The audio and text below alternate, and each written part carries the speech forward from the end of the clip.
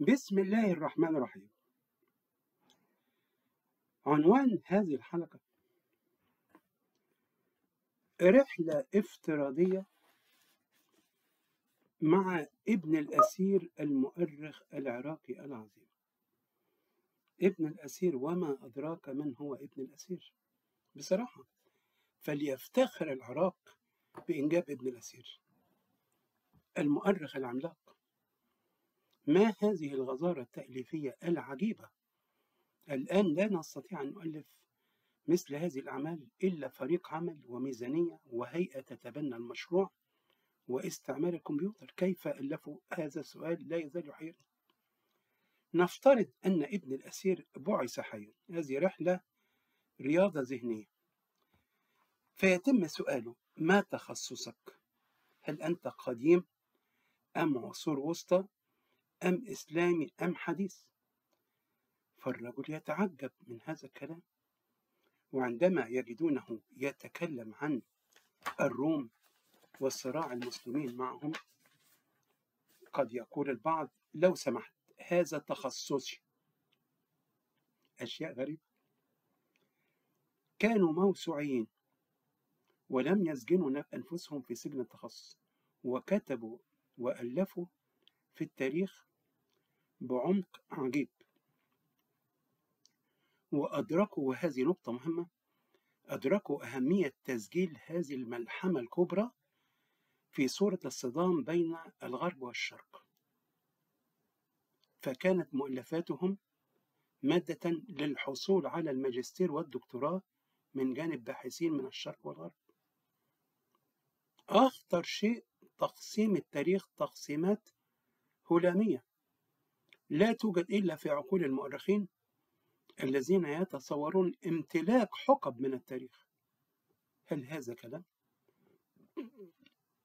أحدهم يقول أن المتخصص في العصور الوسطى، فيخرج له شخص آخر يقول: لا أنت متخصص في بيزنطة. بيزنطة شيء وغرب أوروبا شيء، ويتشاجران. وبعد هذا يأتي واحد فيقولون له: أنت إسلامي، يقول: لا أنا عصور وسطى إسلام. ما هذا الجدل العقيم؟ ورأينا مشاجرات بين أساتذة الآن هم في التراب رحمة الله عليه. لا أنت تاريخ إسلامي ولا أنت عصور وسطى، تاريخ مسلمين وليس تاريخا إسلاميا. كم من الجرائم ألصقناها بالإسلام والإسلام بريء منها.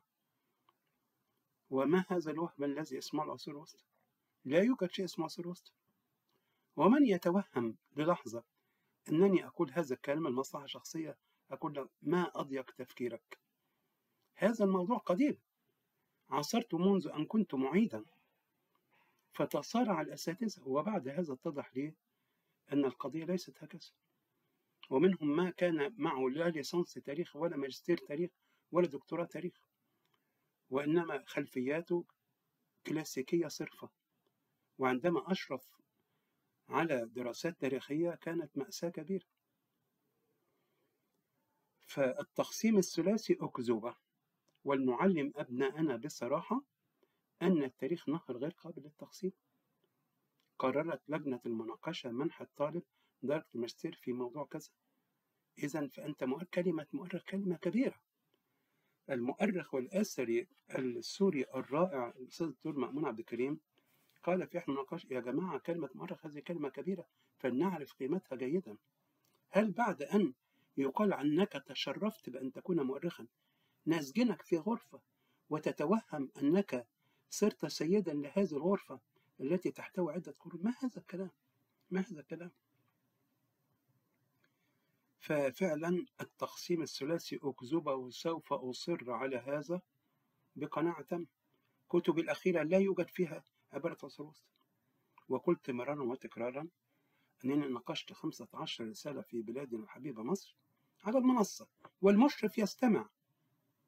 وهناك من المشرفين الأفاضل من غير هذا الكلام ويقول: أنا أستاذ حروب صليبية، وأنا أحترمه لأنه في جزئية معينة الأمور تكون. أما أن تقول أنك أستاذ في 10، هذا وهم، هذا شيء غير علمي، هذا شيء غير. وأعيد وأكرر: في سنة 1980 كنت معيدا في قسم التاريخ زارنا وفد من جامعة هامبورغ بألمانيا، فأتى زملاء أفاضل حتى أن أحد الأساتذة حياهم باللغة الألمانية وكان حديثا ممتعا. تم سؤاله: ما تخصصك؟ طبعا قديم وعصور وسطى حديث.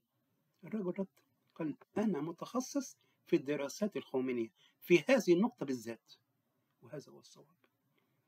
أما أن وفي نقطة مهمة: الأستاذ الذي يعرف في كل شيء كارثة كبرى. وقلت مثالا لهذا عندما أتى طالب لقاسم يقول له اشرف لي بيزنطي، يقول له مش شغلتي دي، روح لوسام. الرجل عارف قضية ليست قضية إنه معه منهج فيشرح، لا، قضية ليست في تولز، كل مرحلة لها أدواتها ولها مصادرها، والقضية ليست هكذا. فيعرف قدر نفسه. هل كان يصعب عليه أن يشرف على طالب زنطي؟ من السهل، لكن يعرف أن القضية ليست هكذا. اذهب للدكتور وسام، فإنه في هذه الجزئية بالذات. وعندما ذهب الدكتور وسام هذا العالم الذي نفتقده باستمرار إلى بريطانيا، أعطوه موضوعا: باسل الثاني وعلاقاته مع جيرانه المسلمين. وهذا الشغل الغرب يريدك أن تفيده في هذه الجزئية بحكم معرفتك بالمصادر العربية قبل.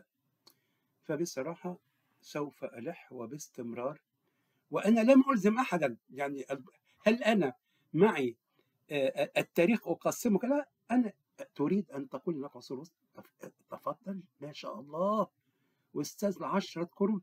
أنا أقول لك تخصصت في 27 سنة من الحروب الصليبية، ولا أزعم أنني أستاذ حروب صليبية. وأقول لك هذا كلام خطير، هذه أمانة، في أمور لا أعرفها. هل هذا يعيبني؟ لا، هذه أمانة أن أبلغك أن القضية ليست توهم فروسية، لا، القضية ليست هكذا. شكرا جزيلا.